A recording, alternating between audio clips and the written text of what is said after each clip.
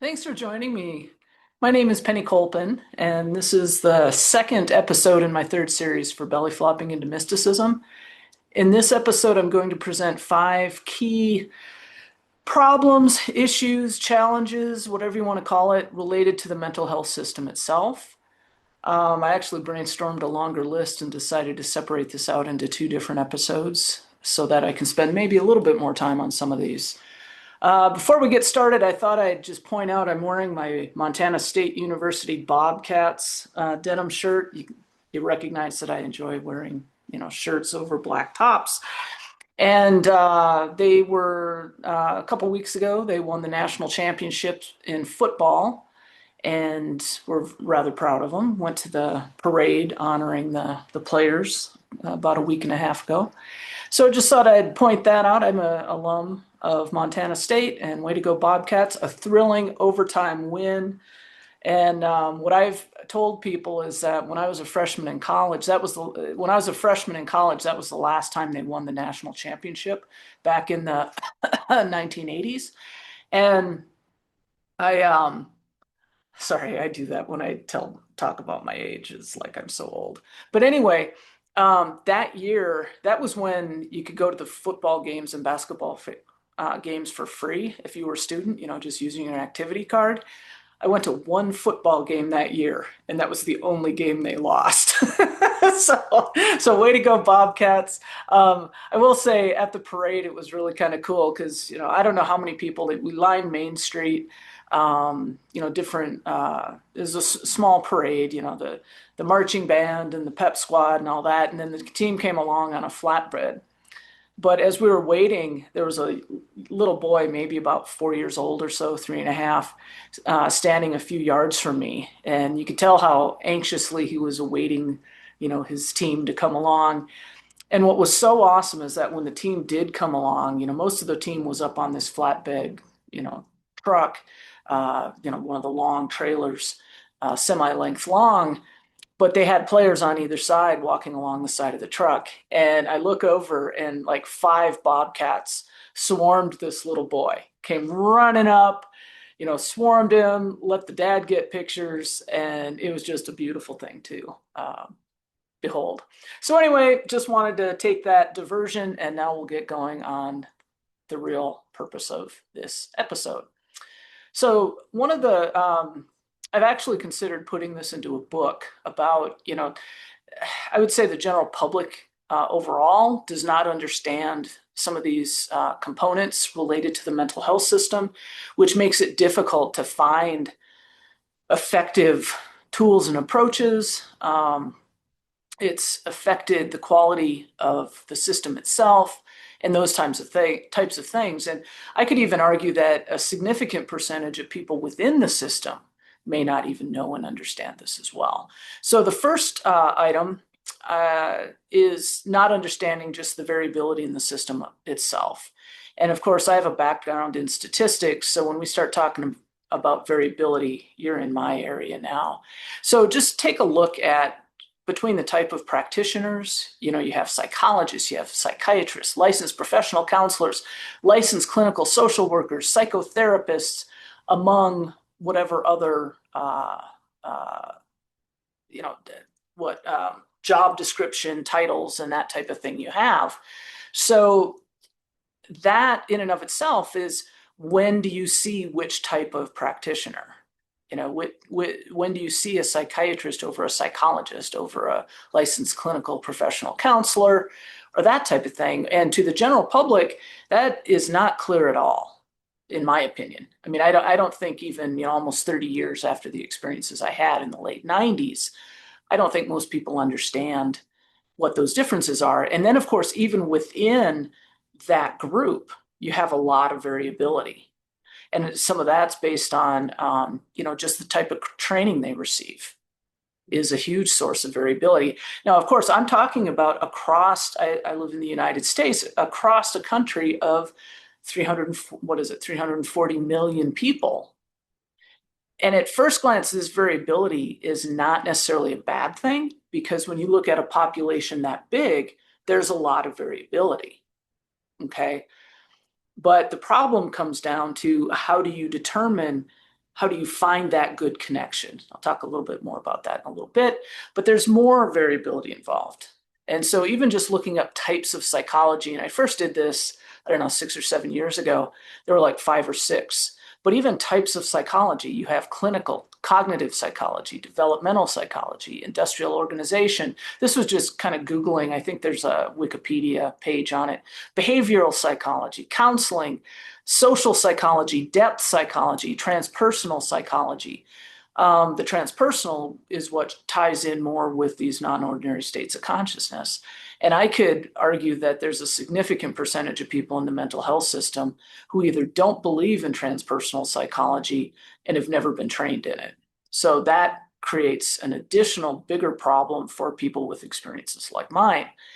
Um, and I did mention how people are trained. I mean, I touched on that just right there. Who did they study? Who did they study under? You get the idea here that there's no, this is psychology. This is psychiatry. There's no hard and fast rules necessarily, right? Um, and then, of course, you have just along with how they're trained, but the belief systems of the practitioners. So even within psychiatry, I want to go back and try and find an article where some psychiatrist was saying, well, that's not psychiatry, this is. And it's like, well, you might want to tell the other hundreds of millions of people out there who don't recognize that that's what psychiatry is supposed to be. And we're kind of talking about that problem of abstract concepts now, where there's some give and take to what is it even? Okay. We have quite a bit of variability with regard to tools, potential tools to help someone either struggling or even in crisis. And I would argue that every one of those tools has the potential to help a percentage of people and maybe is benign and does not have any effect on a percentage of people. And that tool may even be harmful to a percentage of people. So, and again, even the tool used, the person you're working with and how they use that tool also introduces variability. Okay. So, and by tools, I mean things like, this is where kind of the alphabet soup comes in. You have things like CBT, what is that? Cognitive behavior therapy. EMDR, is that eye rapid movement development? I don't remember. You have tapping, you have, this is where the drug cocktails end up coming in is, you start with a drug, maybe they add another drug to address some side effect. And there are people who are on combinations of 10, 15 different drugs. That is all, those are considered, potentially different tools, but how they're applied and how they're combined leads to an exceptional amount of variability. And so, like I say, one thing is that variability in and of itself is not necessarily bad, especially when you're talking about the variability across hundreds of millions of people. And what is needed is some way to identify how to navigate that variability so that you can find a good match. This ties into something related to statistics called combinatorics, which has to do with the combinations that are effective and avoiding combinations that are not effective or even harmful, right? I equate it to the old word problems back in, whether it's high school or college, where you have a bucket of marbles, and a bunch of them are green, 10 of them are green, 5 of them are blue, 12 of them are red, 7 are yellow. And let's say I'm the yellow marble and I am looking for a yellow marble practitioner. I know it's kind of goofy, but I'm looking for a good match. How do I find a good match other than just trial and error? And I think things have improved a little bit related to that there are at least tools in some cases to finding a good match, namely in the form of a number of practitioners have websites and they mention, whose work they espouse or were trained in, or what their beliefs are and stuff like that. But you still have the problem of the person who is seeking help doesn't necessarily know, which type of psychology might be best for them, or what kind of tools are they most interested in. What other kinds of practitioners in the mental health system do they resonate with, so that they can find someone who also, I mean, I'm thinking of someone who, uh, you know, they don't know that they like the work of Gabor Mate, who is a retired physician in Canada, um, who deals a lot with trauma work and the adverse impact that has on people. The person seeking help often doesn't know what some of those key things are to look for. So, so I think there's still a fair amount of growth and improvement that can be improved on there. And even just as I was reviewing the notes for this, is that without that, without some of that navigational tools, you end up in this hit or miss thing and this trial and error approach, which can be problematic. I don't blame people for giving up. If you've tried 5 or 6 different things and it's like this, none of this is helping me. Oh, but you gotta find some. Well, give me the tools to find someone who will help me, right? Um, but I remembered a book by he's now retired, a psychiatrist out of the UK, Sami Tamimi, who wrote a book called Insane Medicine. And before he retired, most of his practice involved helping children get off of the drugs that were prescribed to them related to what's called attention deficit hyperactive ADHD. As you know, I call it ADHR for response or reaction. But in that book, he mentioned that among several factors, one of the most important is finding a good connection with with the person you're working with, and kind of having that click. How do you find that? So that's one of the I consider that to be one of the biggest, I don't know, issues, considerations involved.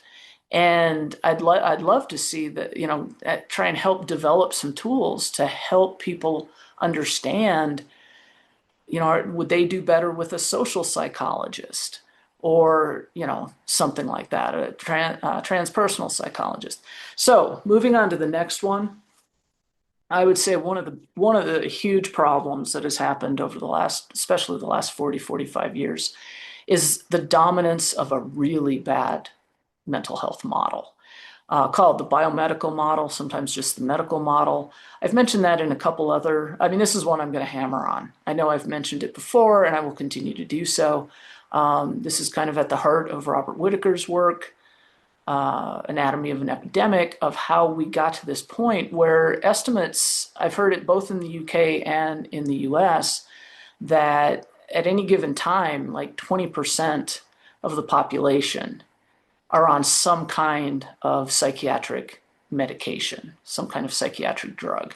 Most of that's antidepressants, is from what I understand. But that's 1 in 5. 1 in 5 could be labeled as having a mental illness. Are you kidding me? I'll talk about insane, insane medicine. But at any rate, the biomedical model basically is when a person is evaluated pretty much entirely on their behavior, without taking into account the various things that have contributed to this person ending up in crisis. So that is, if you behave in a certain way, you get diagnosed a certain way. And the theory then is that these mental illnesses are due to biochemical imbalances of the brain. Some kind of, your brain's not functioning right. We need to fix the chemical imbalance so that it comes into balance and then you can function. Okay. Now that's a theory. Okay.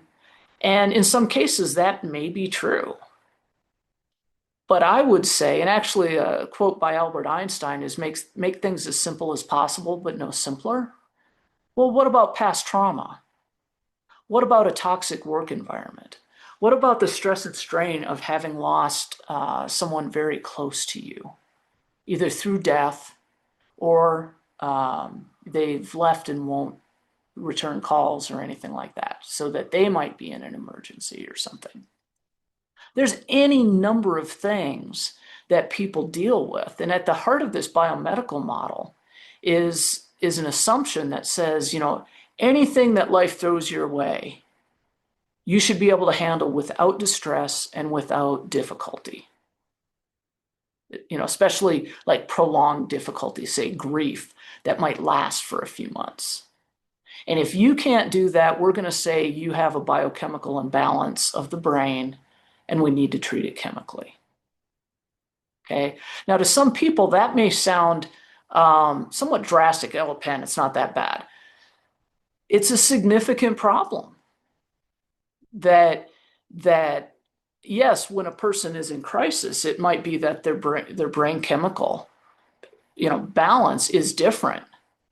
But what's the cause of it? It isn't just some magical thing that woo, and in fact, when was it, about the year 2000 or 2001, a few years after the breakdown, I was talking to a young high school student. She was an exchange student from Germany, which I thought was kind of nice to chat with her because I had been an exchange student to Germany in high school. And I was talking to her about this brain chemical imbalance thing, and she had said that she took a psychology class here in Montana as part of her exchange program, and they said prolonged stress impacts brain chemical imbalance. So this toxic buildup of stress, well, for many, again, we're talking about variability here.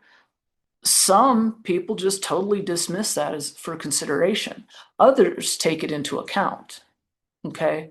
So this model, it's not the only one around, but it is the one that has been pushed by the pharmaceutical companies, of course, which, is a whole different problem that I'll talk about in a few minutes. But it leads to this overly reductionist approach of we're going to reduce everything down to biochemistry, that what we are as humans are primarily biochemistry and biochemical reactions. I don't know. To me, that's kind of insulting. And I'm not saying that there aren't value to some of these tools, but to only address that without any consideration of other factors. I've joked that a few years ago, I was talking to a friend of mine who has a PhD in math. You can imagine how fun some of those conversations are. No, we don't talk about math type stuff, but I say that to just be a smart aleck. And as I got to researching, into these, things like Joseph Campbell's, Stanislav Grof, stuff like that, I'd call him about once a week, and it's like, man, it's so hard to not be angry, because this material was out there. And, there's so much focus on biochemical imbalance, and there's so much focus and on these things, and there's so much ignorance, intentional ignoring of other factors that could contribute to mental distress. And he goes, well, you know what George Box would say? And I was like, I'd heard of George Box. He's a famous statistician. And I get it. Statisticians aren't famous, but whatever. But I'd heard of him. He'd written a couple textbooks and stuff. But basically, he had a quote that said, all models are wrong, though some are useful. Well, as I looked into that, I realized, well, some models are useful, but that means other models are benign. They're neither helpful nor harmful. But then there are some models that could be harmful.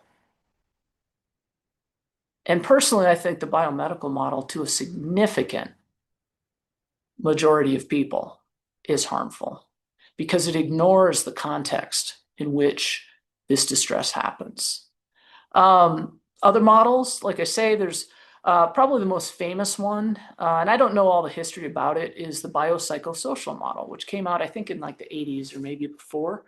But it looks at the biology, looks at the psychology, and it looks at the sociology of the person, right? Okay, that's definitely a step in the right direction. I'm not sure where things like, um, work environment, is that considered sociology? Not sure. But that is one. And in fact, there was an article I came across about 5 or 6 years ago. It's like biopsychosocial? Try bio. In other words, again, this dominance of this biomedical model, or what's sometimes called the medical model.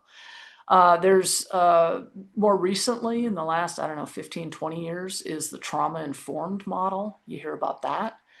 To me, that one is problematic for similar reasons, although I think a larger percentage of people, their distress is related to past trauma that they're carrying in the shadow. You've heard me talk about shadow explosion and stuff like that. I believe you did. But anyway, I mentioned it in the book, my book. So trauma is definitely a part of it. And it was a significant part of mine. I mean, my brother had been homeless for 8 years. And we didn't know if he was alive or dead. I grieved for his family. I grieved for his children. And that built up in the shadow.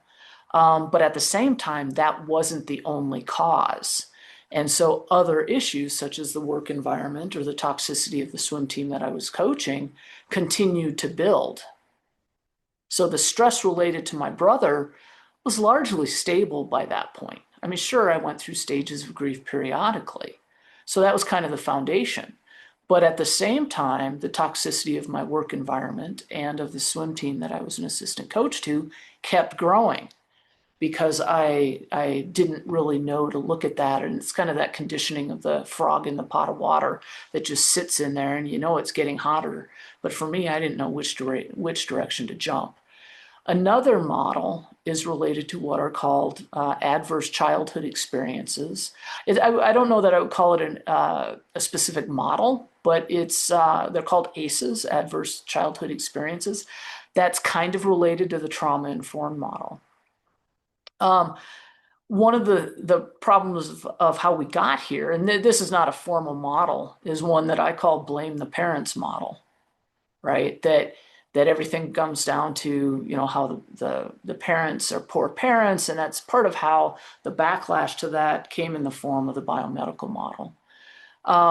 I consider that to be more of an intergenerational trauma model. The Native Americans, I've come across it more on the Native American side, is that if you don't heal the trauma at your level in a generation, it'll take 7 generations for that to work through. There's a Native American man, he actually lives in Bozeman. Eduardo Duran is his name. And he talks about how, start with you at the apex and draw a family tree out. And you may as well assign to your, great, great, great grandchildren, well, this one's going to experience bipolar type experiences. This one's going to be severely depressed. This one's going to, and I shouldn't laugh, but it has to do with how trauma works its way through multiple generations. And again, then what happens if you have interactions? So again, talking about modeling, which is a statistical concept, you have interactions between factors. So you might have someone who has been through a significant period of trauma and has done fairly well. But what happens if they are put in some type of toxic environment? Are they more susceptible to have problems and seek help? And then, as I mentioned above, how easy is it to find someone who recognizes the need to do that type of analysis? I will say that I think probably compared to when I went through the breakdown in 98, from what I can tell, there is a higher percentage of people looking at past trauma. But as I mentioned, I don't know that enough people are really looking at the toxicity that people can be in, because physically it might look beautiful, but the underlying tension of whether it's the social group or an environment of some type may still not be healthy. Let's see, what else do I have on this one? I'm looking at my notes, obviously. So I mentioned the biomedical model, which is ridiculously overly simplified. I mean, let's just reduce everything down to brain chemical imbalance without any cause behind it. know, no, no evaluation of how that I know in the first series and how your experience base grows and forms based on all these experiences. Let's just ignore all that. So if you want to create a better model, what I would recommend is just take a moment. If you want, if you want, you can even pause it here or pause it after you get the instructions, but take a moment and brainstorm a list of what types of things affect a person's mental health. Okay. That could even be, social issues such as racism. Okay. Certain types of religion could tie into it. Is it an abusive type of religion?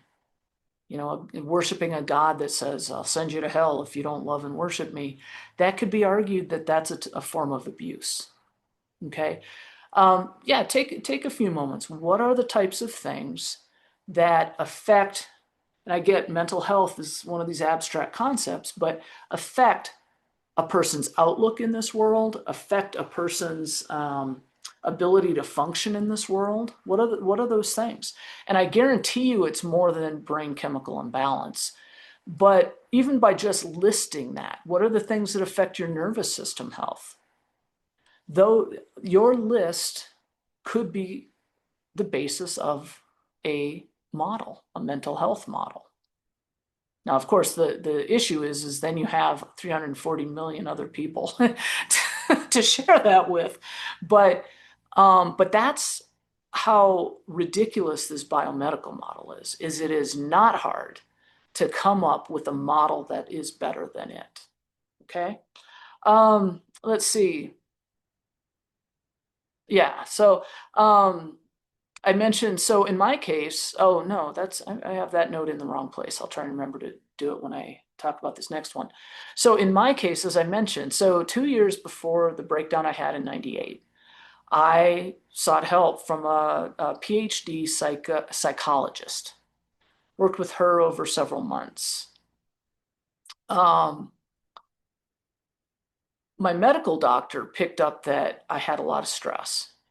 Back in 96, she told me, you're under a lot of stress when she heard a little bit about my family history and that type of thing. But when I did look to someone in the mental health field, there was no evaluation of all these different things. And so we ended up um, focusing on my brother and dealing with grief and how, there's probably more grief there and that. But it totally ignored the unhealthy dynamics and what I call the chronic enabling of these unhealthy systems I was enmeshed in. Wasn't even looked at, wasn't even evaluated. And that's what was allowed to continue to grow over the next, year and a half to the point where I had a breakdown. There was no discussion about, burnout. I have an article with Mad in America related to burnout, where I ask how many people are dealing with burnout from all these things weighing on them and a person not knowing how to digest the grief or pain or whatever related to that. How does untreated burnout contribute to things that are more serious, whether you want to call it a psychotic breakdown, so-called bipolar? How much of that type of response is a natural outcome of not treating these things that are accumulating in a person's life? So I've hammered on that one a bit.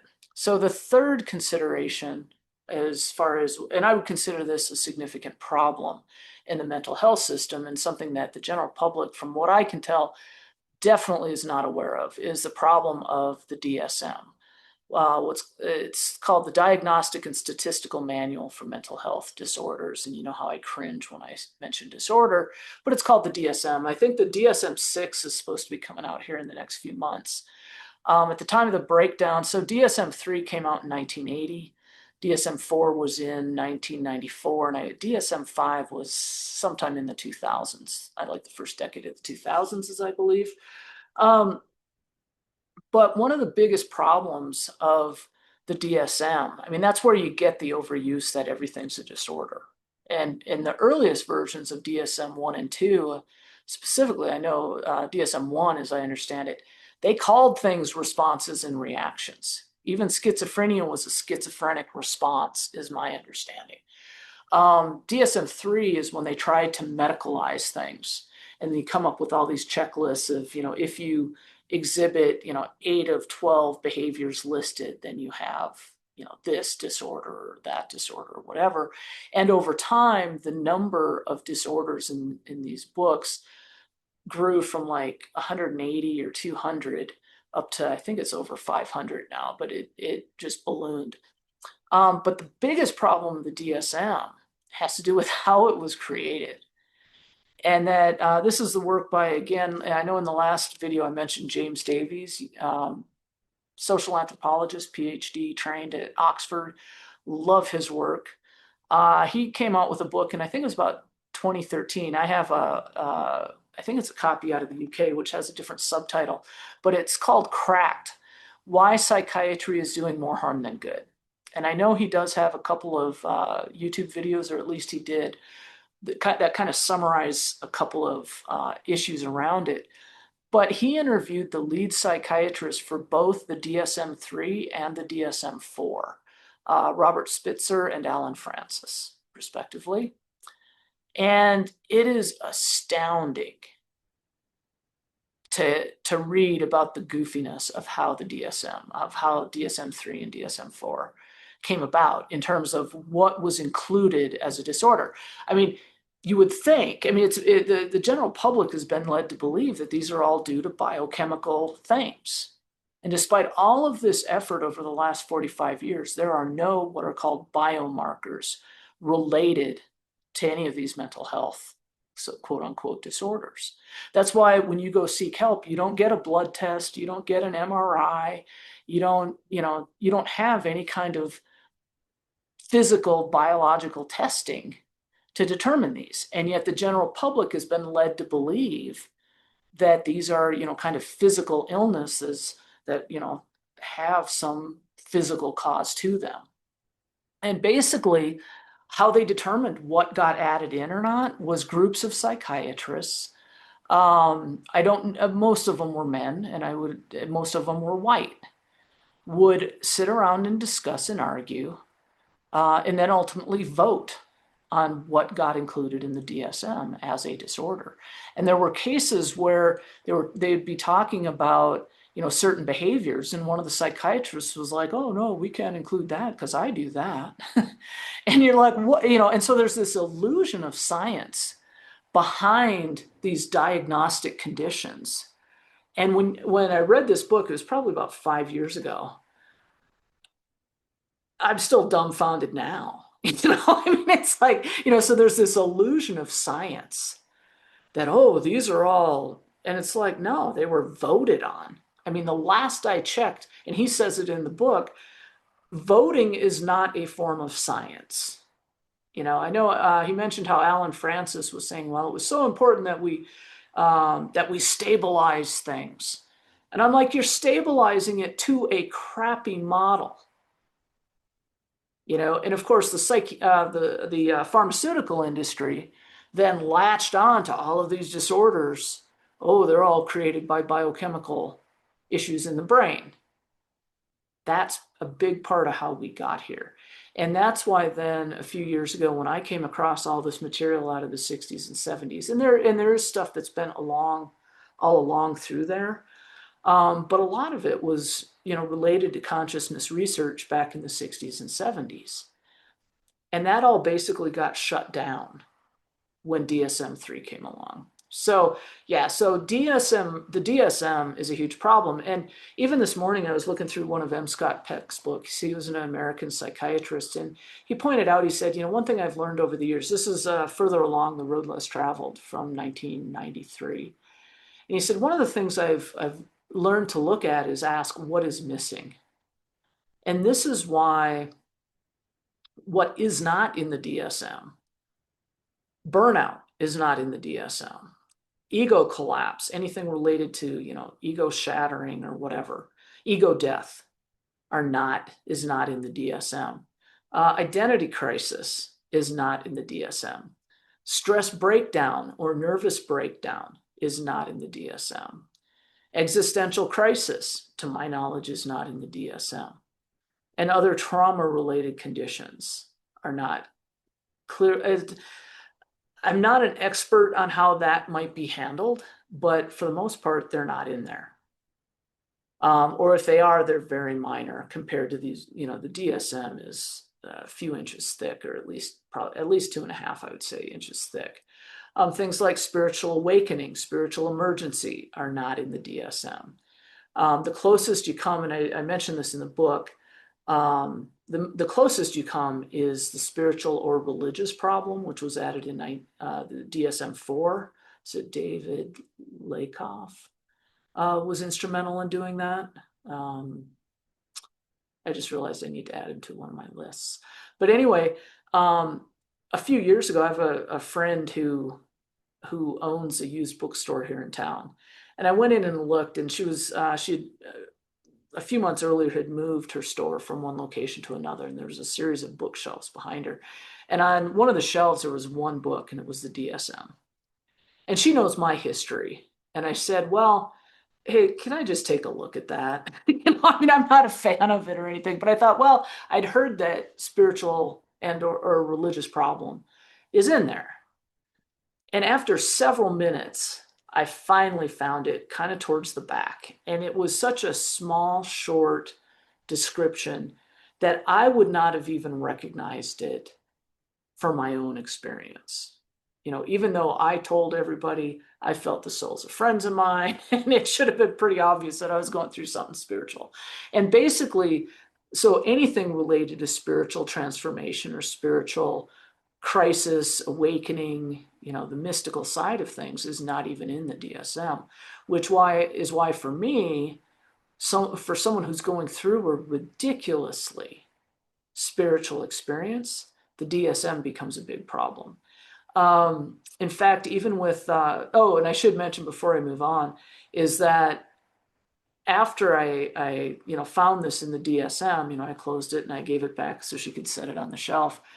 And I chuckled because then I went out to my car and I just missed the lyric, but it was still in the song of, I forget who wrote it, but Who Can It Be Now? And it has the lyric in there, there's nothing wrong with my state of mental health. And I just, again, that's one of those goofy, whether it's synchronicity or sequencity, it just did make me chuckle that, there's nothing wrong with my state of mental health.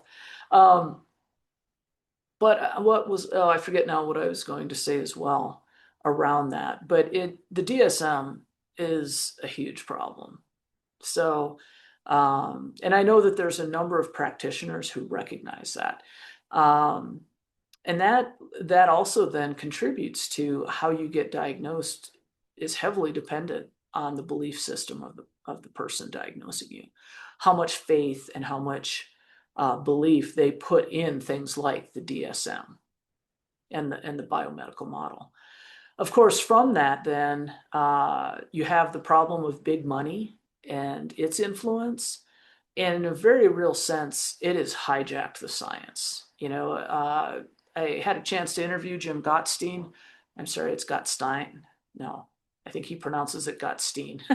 Sorry. In German, I would pronounce it Gottstein, but I think he does it different. Anyway, he talks about Zyprexa and how they knew there were problems that drug combination had adverse effects leading to diabetes in a significant percentage of people. And yet they hacked and cherry picked and the lab results, or I'm sorry, the experiment results, and looked for the results that favored what they wanted to prove, and all sorts of crap, trying to manipulate the data and cherry picking off the results that favor what they want to do. I get it. People say follow the science, and I totally agree with that. Science comes in many different forms. Sometimes it's in observational studies as opposed to experimental design. Oh, crap, here's that statistics side of me coming in on things. But it's not follow the money, which also ties back to me, given my name is Penny. And it's also not follow the hijacked science. And I would say people, the general public definitely does not understand. I think, but a number of people do suspect it, that this isn't nearly as scientific as what we've been led to believe. And of course, then that leads to distrust in some of these institutions around mental health or whatever. Um, and so, too often, we're in this situation where what is scientific and what isn't? What is marketing? What is, you could even call it propaganda or whatever. Oh, let me go back to the one previous on what's not in the DSM. I did want to point out, if you watch Crazy Wise, the documentary, I had a chance to interview Phil Borges a couple years ago, who was the guy who created that. It follows two people going through severe crises, Adam and Akaya. And towards the end of the film, Akaya, I don't know if she'd been diagnosed with schizophrenia or schizoaffective. She'd been homeless for a while and just all sorts of chaos. And then ended up working with a African shaman. And she claims, nobody told me this was a spiritual experience. She went through, I don't know how many years of hell, because that these types of spiritual experiences are not, I mean, they're barely mentioned in the DSM, but they're not part of, say, the biomedical model, a growth model, that type of thing. So anyway, back to the problem of big money and hijacked science. This is where, as I mentioned, Robert Whitaker's work, Anatomy of an Epidemic, comes into play. I mentioned the cherry-picked results. We've all heard probably about the opioid crisis and all these millions of extra pills flowing into these different communities, and the disastrous result that has had. And yet we act like the so-called science behind that, oh, that only affected the opioids. That has nothing to do with any of these other drug tests and whatever else is out there. And again, James Davies' book, he mentions it in Cracked.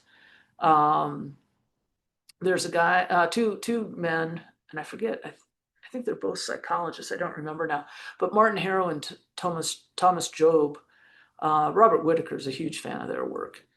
They followed up with people who basically rejected, treatment in a sense, and followed up with them years later and found that they had better outcomes, long-term outcomes, than people who ended up on the drugs. This is specifically related to what gets called psychotic, whether it was a form of bipolar psychotic or schizophrenia.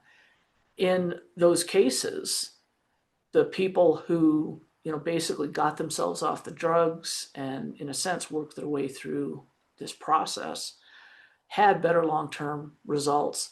The Gottstein document, um, I'll include a link in the notes, talks about some of these different treatment approaches beyond just the drugs that have better results.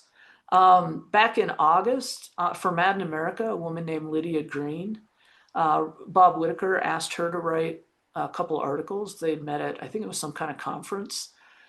And she wrote an article. If you go to Mad in America, I'll plan on including a link to her author page. But one of them was called "Confessions of an Ad Writer: How I Helped Turn Atypical Antipsychotics into a billion-dollar industry."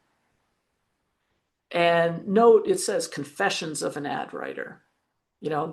That in a sense, and I'm paraphrasing here, this may not be how she would describe it, how she kind of got, whether it's indoctrinated or conditioned or whatever, into this system, fully believing she was helping people. And then she came to realize, what are we doing here?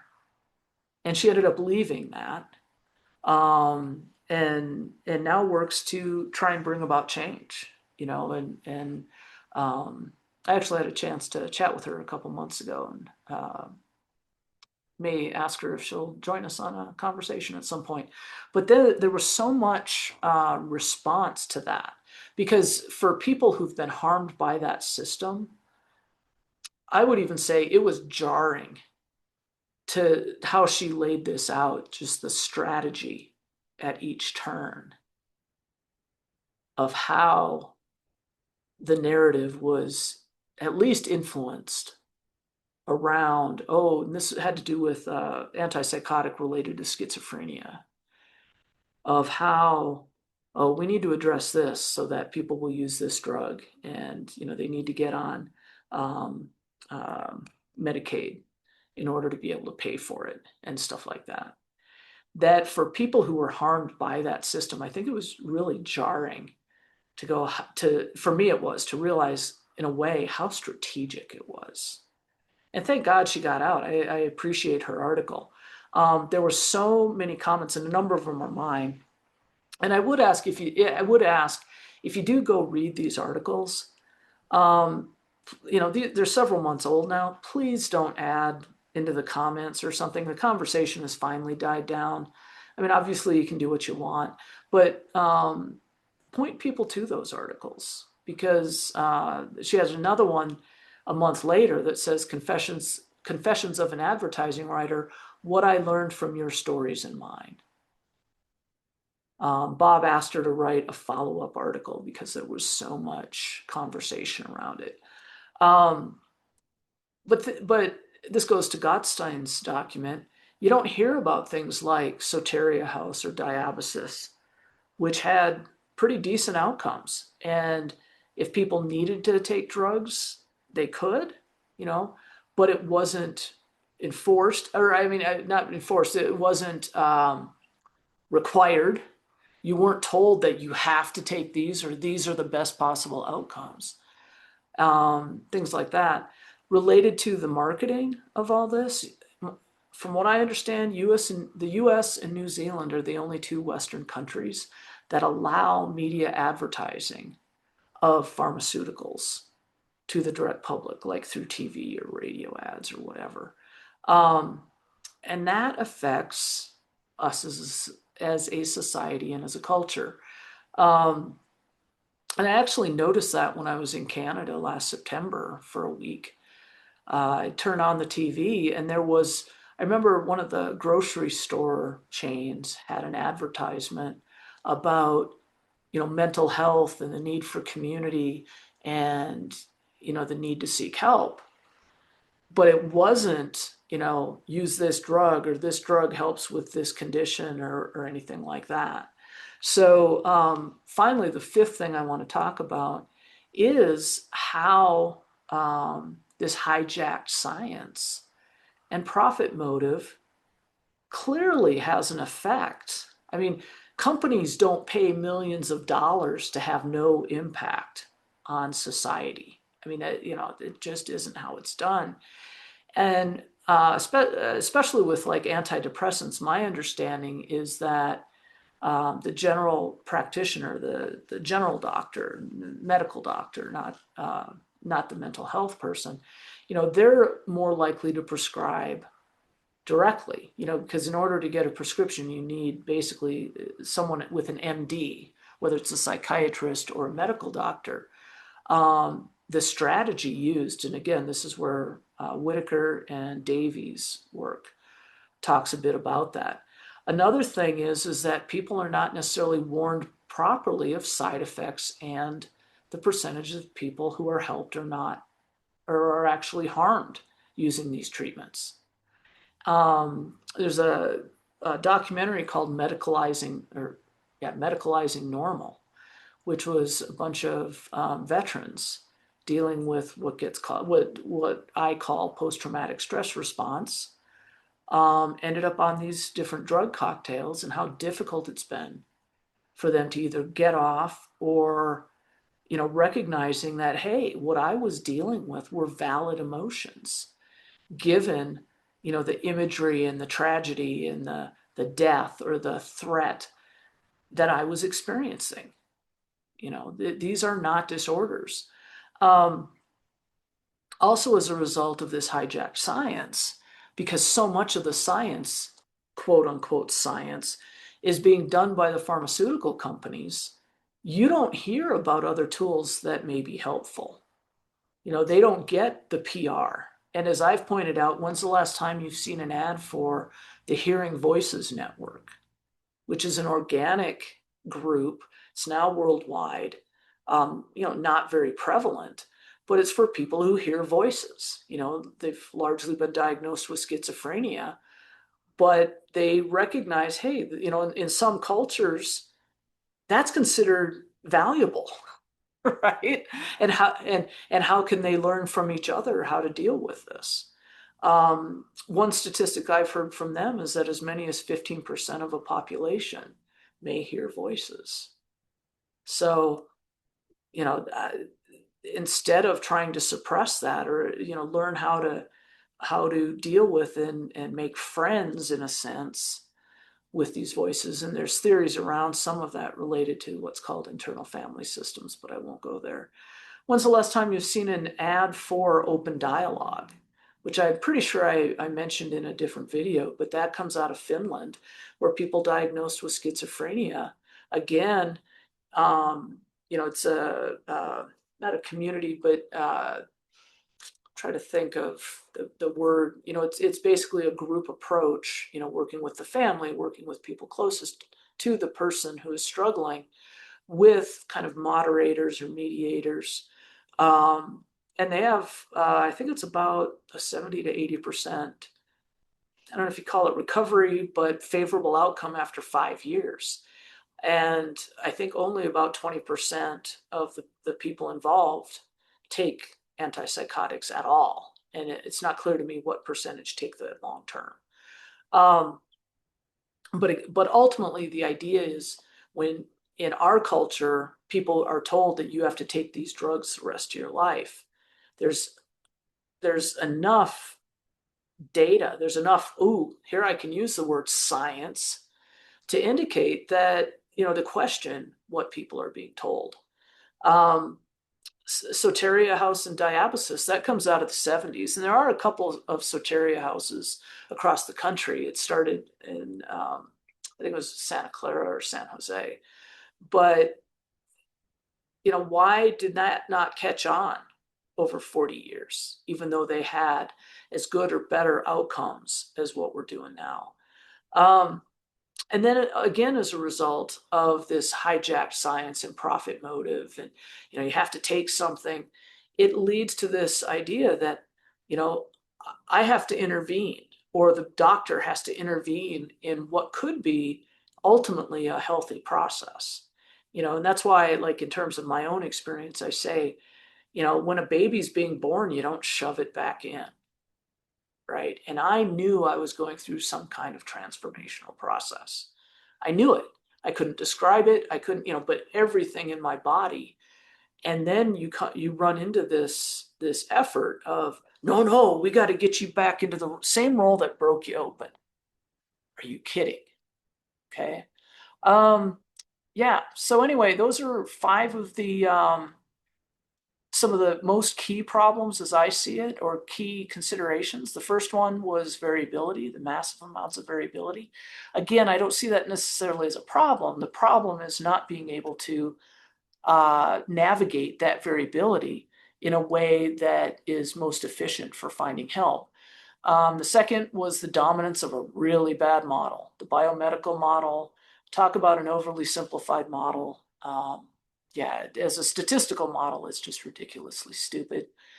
The DSM, as I mentioned, it has this illusion of science, but when you really look at how it was created, and I forgot to mention about the DSM, and I know I'll mention this in other videos, that S, Diagnostic and Statistical Manual, the fact that that S stands for statistical, you have no idea how much that ticks me off. I could have used a stronger word there. Um, the problem of big money and its influence that has led to this hijacking of science. And I'm not saying there isn't science in there, but a lot of it is hijacked science. Way too much of it is hijacked science. And then ultimately the results of that hijacked science on the general public, the hijacked science and the profit motive, of how that has affected our culture.